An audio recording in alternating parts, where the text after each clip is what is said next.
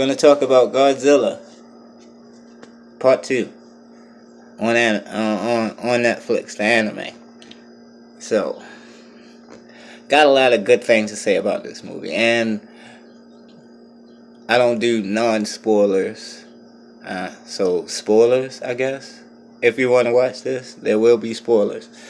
I don't not do spoilers because I watched it. You should have watched it.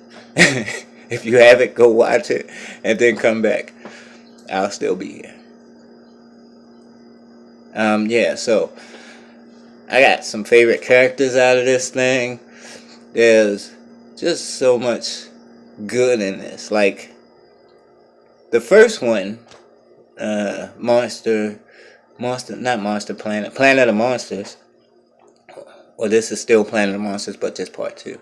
Planet of Monsters 1, it was boring to me. Like, I was uninterested in mostly anything up until Godzilla came.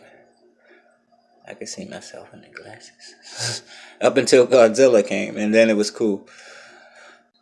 But this one, even though Godzilla was barely in this movie, it's still good.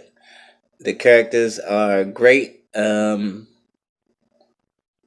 always have a Buster in a movie.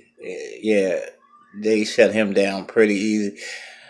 I don't know. I feel like they should have sided with the guys on the ground. Like, there's a ship out in orbit, right, in satellite orbit and shit. But it's a ship. You know, they had to get the fuck out of there in the first place because the real Godzilla showed up and shut all the party down. But they made it through. Like, there's no Mecha Godzilla in here, but whatever was left of Mecha Godzilla built itself into an entire city because of nanobots. And these nanobots are the shit. And it created, like, everything they could have ever needed to defeat Godzilla. They didn't. I honestly don't know why. Something to do with humanity. And whatever. Cool with me, because that means we get another movie. And I'm with it. They did like allude to Mothra, you know, the twins and shit. They didn't really do anything. They just were like, move the plot to this area. That's all they did. You know, they're like a whole civilization under the ground and shit, which I didn't really understand. Like, how were they, this whole civilization, living underground and Godzilla? Godzilla is fucking huge. Like, I think he's the biggest Godzilla yet. I'm not sure. It's out of him and Shin, I think. Two of the most terrifying Godzillas, you ask me. This Godzilla is, whew, terrifying. Shin Godzilla is terrifying. Or at least to me it is. Like, if I were put in that position, I'm just this big and there's a creature that big and yeah, we're gonna die. But anyway, yeah, I see a lot of myself in the protagonist. I see a lot of myself in every protagonist that looks good in the movies.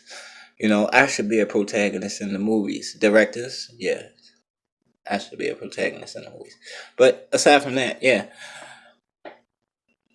there's a part of my favorite part where you get like a hint to a famous Godzilla enemy, and the way they bring it up, it was really cool the way they brought it up.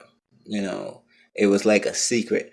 The guy is from another planet or whatever. One of my favorite characters. He don't, you know, he's in the movie. My favorite character. I don't know his name. Can't pronounce it.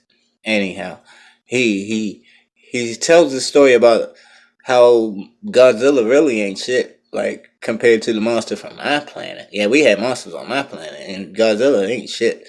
And I'm gonna tell you so you don't be so scared of Godzilla. The monster's not here now, but we so scared of this monster on our planet, we don't mention his name. You know, like on some Voldemort shit. I thought that was so cool. He did tell him the name. The guy, he was almost like, hey, don't tell me. I don't want to fucking know. But he told him. And then the cutscene at the end reveals who the monster is and whatever. We already know who the monster was out in space on this other planet. You know, if you a fan of Godzilla, you already know. So I don't know how good of a review this was, but watch the movie. It's great. It's better than the first one. I can't wait to see the next one. And I'll be hounding at you guys about something else. Not sure what, but see you then.